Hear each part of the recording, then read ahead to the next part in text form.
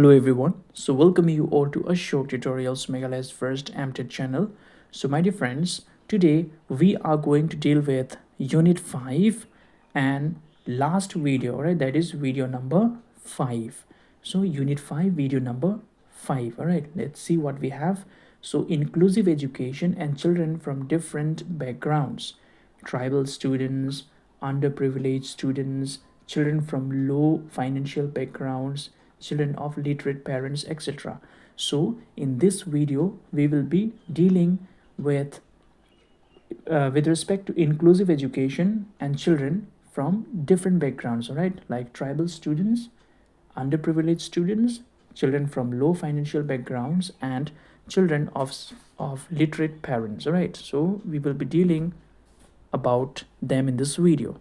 Let us start. So inclusive education is a learning approach that welcomes students from diverse social, cultural, and economic backgrounds into the same classroom. Inclusive education is a learning approach that welcomes students from diverse social, cultural, and economic backgrounds into the same classroom.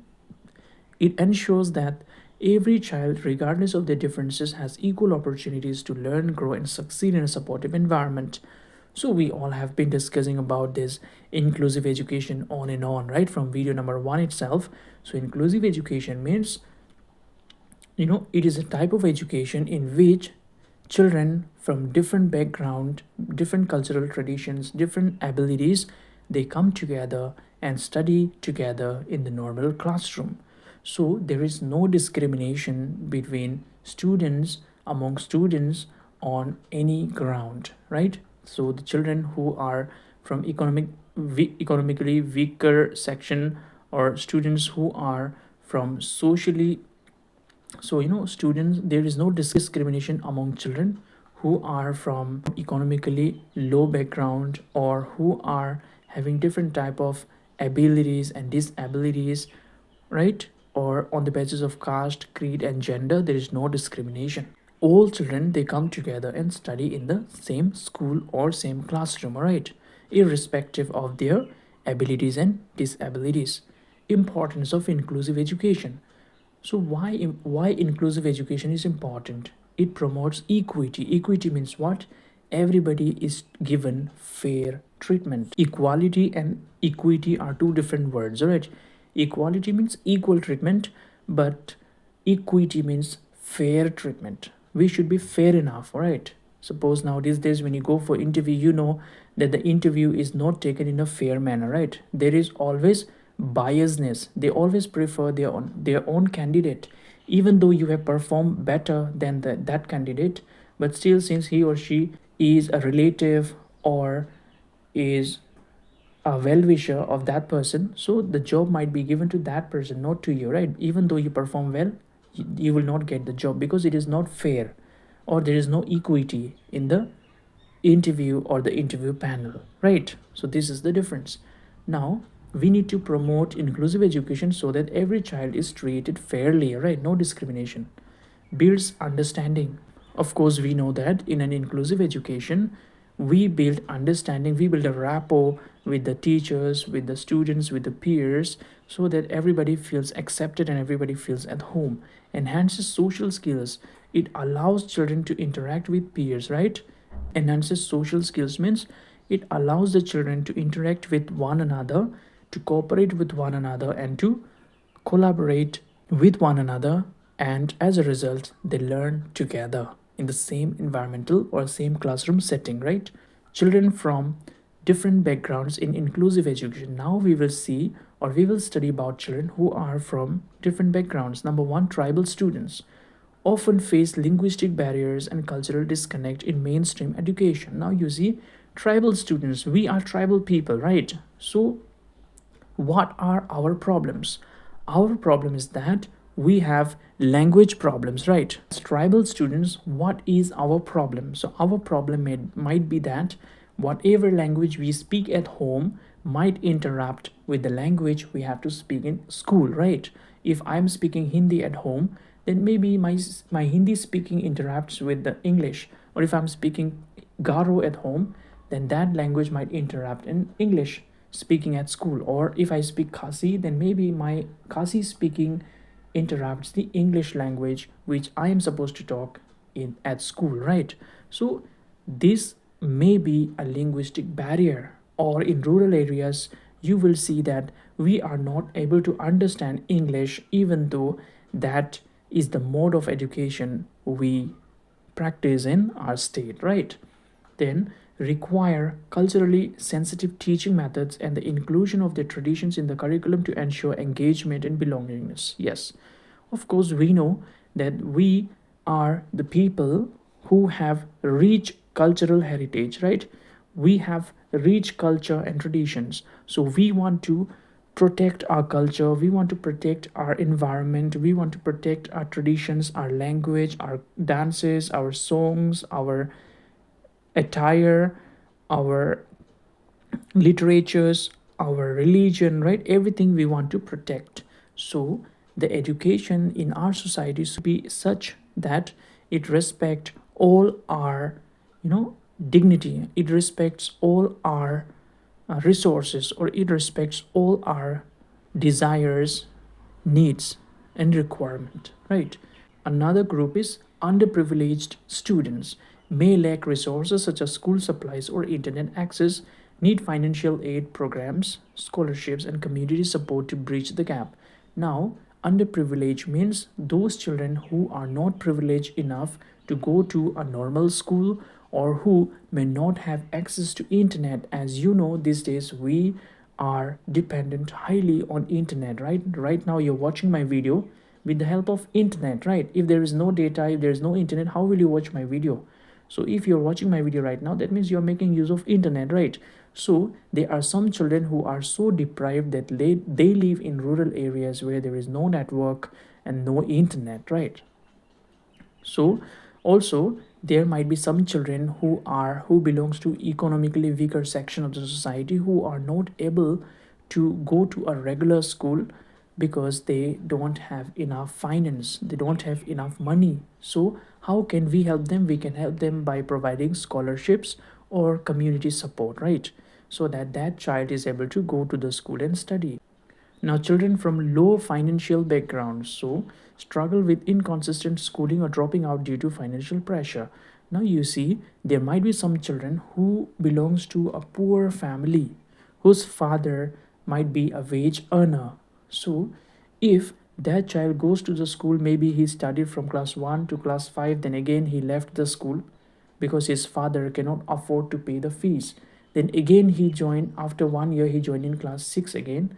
Then again after 1 year he stayed home, and again he continued in next year. So like that. Or maybe, what happened is that after studying till class 8 he left the school forever, because he have to support the family, he have to support his mother and father. So that means he becomes a school dropout. So that can be the problem when we do not have enough finance. Inclusive schools can provide free meals, uniforms, and transportation to ease their challenges. Now, what inclusive schools can do is that they should provide free meals. These days midday meal, right? Midday meal. So they should provide free meals to the students. They should provide free uniforms, free books, and also give them access to transportation, which is free, because transportation is the main problem in rural areas, right? There is no proper road. So there are rivers on the way, there are jungles on the way. So if they have proper road or proper transportation facilities like buses or school vans, then of course they will be encouraged to take part in the school, right? Or get admitted in the school, right? Now, children of literate parents often receive great academic support at home, giving them an advantage. So, we know some of our parents are illiterate, some of our parents are educated, some of our parents are literate, right? So, if my parent is literate, then I may do better than my friends, because my parents, they are educated. So, they know how should I study, what should I study, when should I study, right? So he already know, or she already knows. But if my parents are illiterate, means I will not know, because my parents, they have not gone to school, so they don't know how I should be studying, when should I study, right? So I'm not able to support my child. Or my parents are not able to support me. So that can be a problem. Can serve as peer mentors fostering collaborative learning in inclusive settings. Now, as an inclusive education, what we can do is that we should allow peer interaction, which means one child is interacting with the other, right? And we should allow them to cooperate with one another, also to cooperate with the teachers so that they learn in the best way possible. What are the strategies for effective inclusive education? Let us see. Flexible curriculum. Adapt teaching methods to address varied learning needs and styles.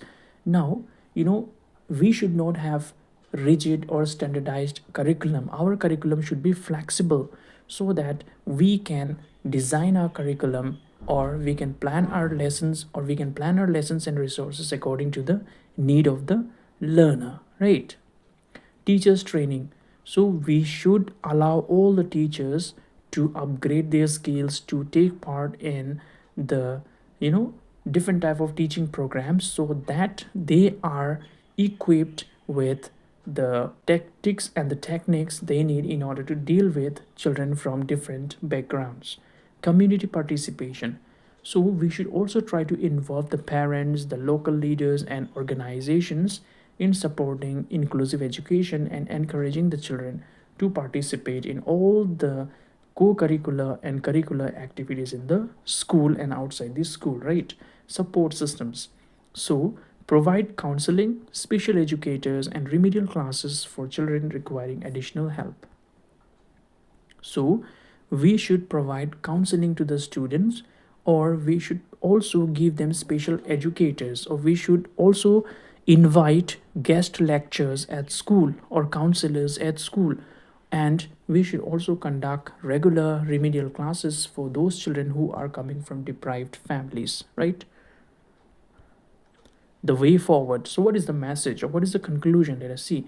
Inclusive education transforms schools into spaces where every child feels valued and respected. See, now in inclusive education, what happens is that all the children, they feel respected, they feel they are accepted, they feel they are loved, and they feel they are cared, right? So, by embracing diversity, we prepare students not just for exams but for life in a world that thrives on collaboration and understanding. See, when we accept the children in an inclusive education, we are not only helping the students in academics, but we are helping them in the life. We are helping them in order to excel in their life, and how they should be taking care of themselves in the society, how they should become somebody great in the society, right? Because we are there to provide full support to the children. With the right support and vision, inclusive education can empower children from all backgrounds to achieve their dreams. Now, of course, we know the special children, the normal children, the average children, the slow learners, everybody have some dream to achieve, right? So we as teachers, as parents, as community leaders, as elders can always guide these children in the best way possible. We should provide all the support, we should love them, we should have compassion for them, we should treat them with equity and respect, and eventually we will be able to make a very, very big and positive difference in the lives of these children, right? So, my dear friends, as teachers, I want you all to take a pledge that yes, I am a good teacher. I will help my learner to achieve what they should be achieving with my help and support. I will try my best, I will try my level best. Whatever is under my control, I will provide the resources, I will provide them extra help, and I will make them leaders, and I will make their dreams come true with my help as much as I can do, right? So I think this is all in this video. So with this, we have come to the conclusion of unit 5. So thank you everyone for staying connected with the Ashok Tutorials Meghalaya's first attempted channel. Thank you.